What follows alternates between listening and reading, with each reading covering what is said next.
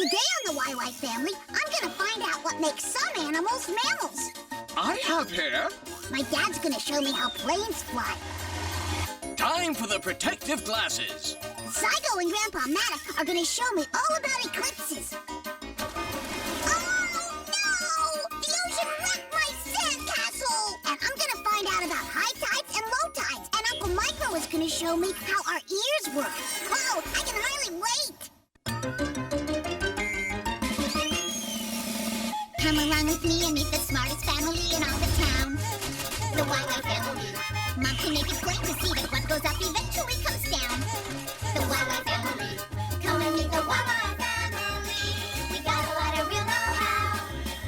Grandpa knows a lot of flying. Ask him and he'll show you now. Why do airplanes fly? When I land, I'll tell you why. Meanwhile, there's a dragon making some kind of a potion in a vat. The YY family. And Grandma's no stranger. She can teach you all the dangers found in that. The YY family. This is a mechanical marvel. Why? I know a copy kind of guy. Maybe he can show you the answer now. If you want to take a look inside. Everybody's in a lather. Rushing, wondering what's the matter. Every person hears a cry. Rushes to the baby side. What's the deal? What could it be? Just Tell the YY family. Hey, the questions that you have are not too serious. The animals and plants are not so mysterious, so have no fear. Everything will be made clear. The little quick and quack are here.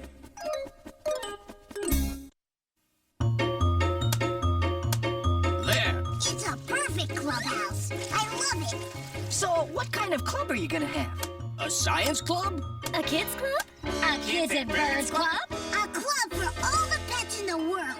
For lions and tigers and bears and fish and whales and... They wouldn't all fit. Maybe you should make it a club for mammals. What's a mammal? You are, Victor. But why am I a mammal? There are a few simple features that all mammals have that make them different from other animals. All mammals are vertebrates, like you. See how your ribs attach to your backbone? A backbone makes me a vertebrate? Exactly. That's what vertebrate means. Then cows and bears and kitties are mammals too. Yes, but there are more rules for mammals. They're also warm-blooded. That means mammals can keep their own bodies warm. That's why Zygo always feels warm. But a reptile like me feels cold unless I've been someplace warm. Got a hot rock? Then I must be a mammal. I'm a vertebrate, and you can't get any warmer-blooded than me. No, you get warm from the sun or other warmth, but not from your insides. We're warm-blooded. And we're vertebrates. Sorry, guys, but mammals also have fur, not feathers. Does head hair count? Absolutely. Head hair or any hair on our bodies counts as fur. I have hair. I can join. You had hair. Sorry, Basalt. You have scales, not fur. Okay, but wait 1 second. Oh, look! A dolphin from my mammal clubhouse! Dolphins are slippery and smooth, not furry or hairy, and they swim. Look silly in long hair. But I do have hair. It's just hard to see. That makes me a mammal, not a fish. Okay, let's see if I've got this straight. All mammals are vertebrates, are warm-blooded, and have hair. There's one more rule. All female mammals can produce milk for their babies. I have milk for babies. I can keep my body warm. I'm a vertebrate, and I have hair. Now can I... This is so embarrassing. Who wants to be a mammal anyway? Mammals can't fly, like us. You need feathers for that. That's right. And I know they're mammals because they're warm-blooded vertebrates with fur who make milk for their babies. Mammals come in all shapes and sizes. And they're all warm-blooded vertebrates with fur, like me. Come on, Basalt. We already explained that you're not a mammal. But I want to play in the clubhouse, too. You know, Mom, maybe a mammal club isn't such a great idea. I miss Basalt and all the other animals. Nope, we need a clubhouse where we can all be together. We're all all too special to be left out.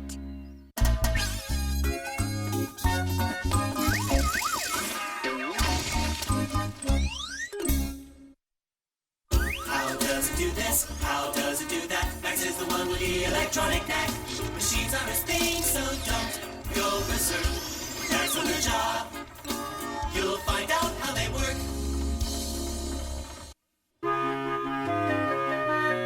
Now for a test flight. Wow! Look at it go! Say, Dad, how do airplanes fly? Let's go find out. In order for an airplane to fly, the first thing it needs is... A pilot! Well, yeah, but it also needs a force called thrust. Thrust? Yep, take a look at this. You're gonna fly a power drill? Not exactly. You see how this drill bores into the wood? Well, an airplane propeller bores into the air the same way and pulls the plane along with it. So thrust moves the plane forward? You got it.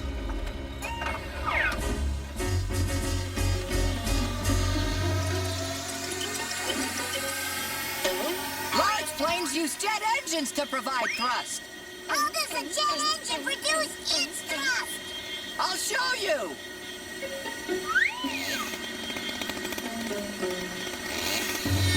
Here we go.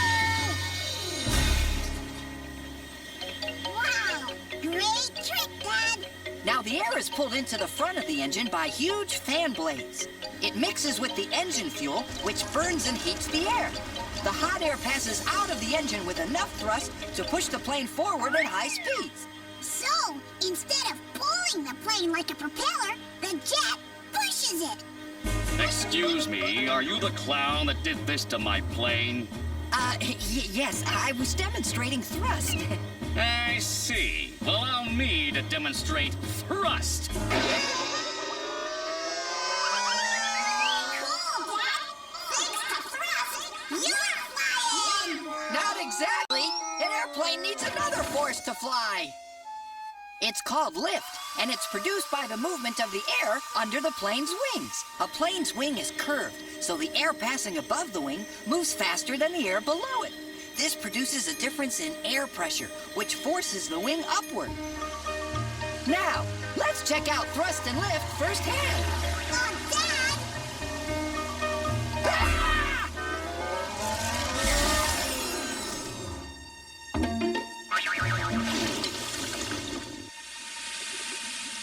I don't think our thrust produced enough lift!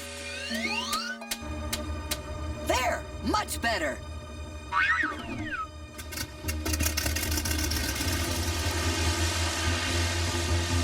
Dad! We seem to have picked up some water. That's good. A perfect opportunity to demonstrate weight. You see, you need enough thrust and lift to overcome the weight of the plane.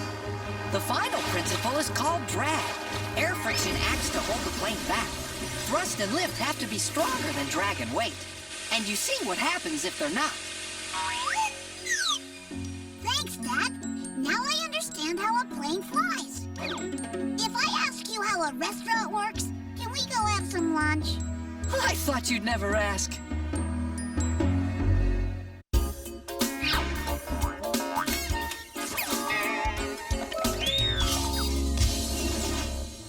Who has all the answers about the sun and moon and stars? That would be Zygo and Magic. Who can tell us all about the atmosphere and Mars? That would be Zygo and Magic. Pick a spot in outer space, they've been all around the place. Zygo and Magic, here they come.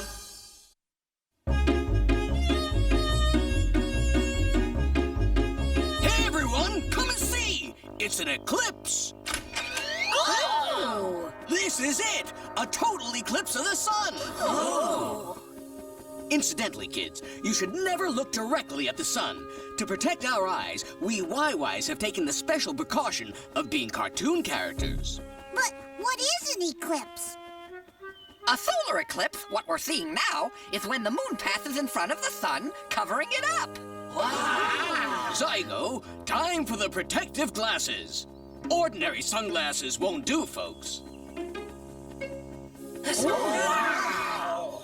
Now the sun is hidden behind the moon, just like Zygo is hidden behind me. Ha! I bet the sun has a better view. How can the moon cover up the sun? I thought the sun was a kajillion times bigger. Well, actually, the sun is 400 times larger than the moon, but it's also 400 times farther away, which is why it appears to be almost as large as the sun and can cover it up.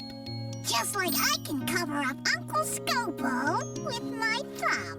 Wow, a giant thumb. Help! I'm being smushed. Exactly. And now that we know how eclipses look on Earth, let's go see what we can learn about them in space.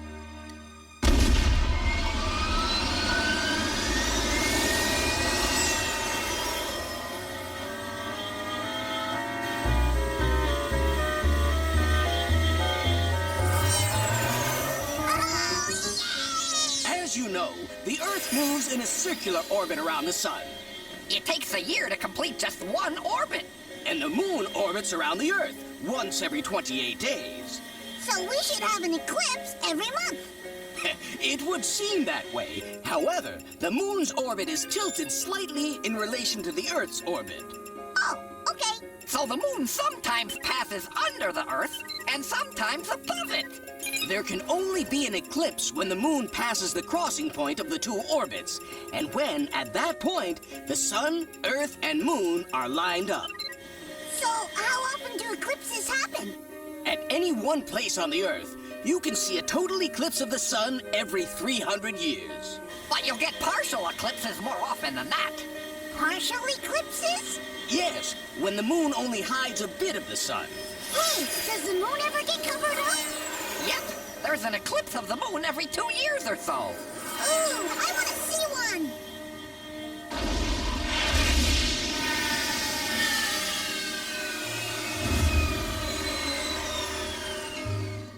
Here we go! The moon is about to move into the Earth's shadow. And since it's not lit by the sun anymore, it grows much darker. But it doesn't disappear completely. Oh, wow. That's beautiful. Oh! With all this talk of the moon, looks like Zygo spaced out.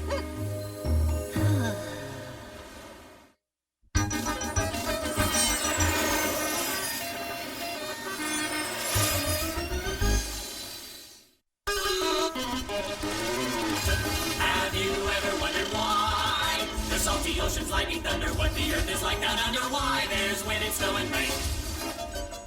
Let Eartha and Basalt explain. Oh boy, this is gonna be the best sandcastle ever. All right, presenting Fort Victor YY. Oh no! Mom, the ocean wrecked my sandcastle. The water was all the way down there when I started, but then it came all the way up here and smashed my sandcastle into a million bits. And why did it do that? Sounds like you found out the hard way about tides. What are tides? Come with me, dear. Here at the edge of the ocean, you can see the level of the water go up and down. These changes in the level are called tides. Now, when the water reaches its highest level, that's called high tide. When the water is at its lowest level, that's low tide. Each day, there are 2 high tides and 2 low tides. Okay, I feel better now that I know the ocean wasn't picking on me. But what causes the tides? Well, it's quite simple, Victor, dear. The moon causes the sea to go up and down. Well, what does it do? Suck up the sea? Okay, so maybe it's not that simple. Let's start at the beginning. The Earth pulls everything towards its center. That's called gravity. Gravity is the reason everything, including the oceans, stays on the Earth. Can you imagine what would happen if gravity didn't exist? Everything would float all over the place. Right. So we're lucky there's gravity. Lucky, she calls it. Now, the moon also has gravity, which means it pulls things towards its center. So how come we're not being pulled up to the moon? Because Because the Earth is much larger than the Moon, so its gravitational pull is much stronger than the Moon's. But the Moon does pull on the Earth, and that's what causes tides. When a large area of the ocean is within the Moon's reach, it feels its pull. A huge bulge forms. I bet that's high tide. You're right, dear. And then as the Moon travels in its orbit around the Earth, it moves away from the water it was pulling on. And since the water is no longer being pulled by the Moon, Low tide. Hey, the sun's bigger than the Earth or the Moon. Does it have anything to do with tides? yes, it does. The sun is a lot farther away than the Moon, so it doesn't have as much of an effect on tides. But if the sun and the Moon are lined up, then the high tides are higher and the low tides are lower. The tides vary from one region to the other. Keep an eye on the tide. It's often faster than you think. I'm wet!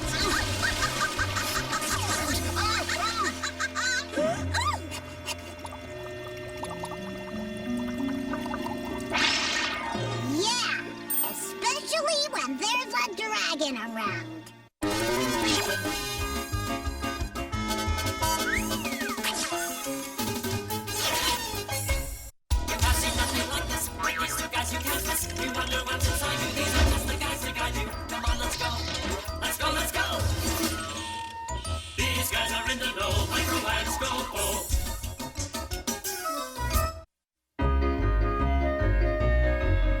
Victor, take it easy with those things. I'm trying to take a nap.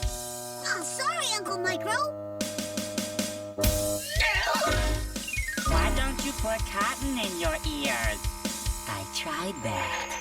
Uncle Micro, how could you hear with all that cotton in your ears? Hey, how do we hear? Let's go. Where are we, Uncle Micro? We're just inside a human ear. Hey, there's an echo. Hello. Hello. I must be hearing things. Oh well, time to practice. This is the tympanic membrane, better known as the eardrum. Yeah, it doesn't look like a drum. Sure it does. Use your imagination. You see, sound waves enter the ear. The sound waves hit the eardrum, creating vibrations. And that's why we hear sounds. Well, there's more to it than that. There always is. Now we're in the middle ear. Over there is the back of the eardrum. What are those funny-looking things? Those are tiny bones called ossicles. They're also known as the hammer, anvil, and stirrup. The ossicles transmit the vibrations from the eardrum to the semicircular canals of the inner ear. Note how the vibrations travel to the inner ear. Whoa, no more late-night TV for me. Scopo, stop clowning around and get down to mad this instant. This instant was just a figure of speech, you know. Where was I? The vibrations travel to the inner ear. Right. Put these on and follow me. Whoa, where are we now, Uncle Micro? We're in the semicircular canals of the inner ear. This fluid transmits the vibrations from the ossicles. The hammer, anvil, and stirrup. Radio. Now then, these tiny hairs are moved back and forth by the vibrations. At the moment, they're also being moved back and forth by Scopo. The hairs send signals into the auditory nerve and up to the hearing center of the brain, which translates the signals into recognizable sounds. I said clean up your room. I heard you! Well, I think we've seen enough of the inner ear, thank you. Now that things are under control, let's see if the gizmo can tell us where we are. We're inside the ear of a rock musician about to practice. Rock musician!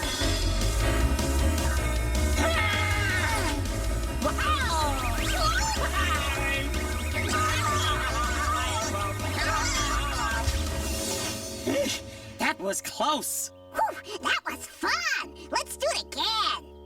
Yeah, maybe another time. And now then, if you'll excuse me, I'm going to take my nap. Micro? And I don't want to hear any more drums. Pod micro.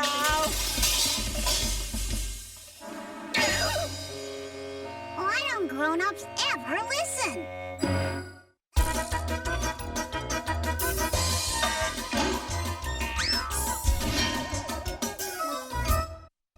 Well, Victor, what'd you learn today? Oh, tons of neat stuff. I learned that some animals are mammals. The warm-blooded vertebrates with fur that make milk for their babies. Does head hair count? Absolutely. I learned that a plane's wings create lift, and a plane's engine creates thrust, and that's how it flies. I learned that the moon gets in front of the sun and causes a solar eclipse. Incidentally, kids, you should never look directly at the sun. And the moon also causes high tides and low tides, because its gravity pulls on the Earth. Hey, that moon really gets around. Ha, I bet the sun has a better view. Sounds like a pretty big day. It was, but he still had plenty of questions left for next time.